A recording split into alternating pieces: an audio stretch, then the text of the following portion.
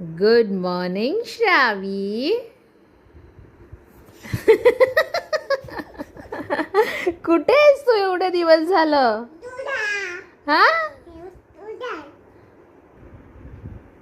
अगं सगळे विचारतायत तू कुठे आहेस?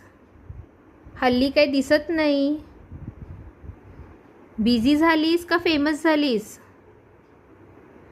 हा काय? बर ठीक आहे. तुझे टॉयज दाखव, सगळे तुझे टॉयज दाखव. तुझ्याकडे खूप सारे टॉयज आहे.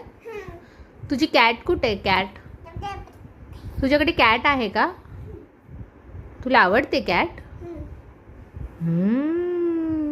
हे तुझे हात दाखव ग. हात किती हात आहेत तुला?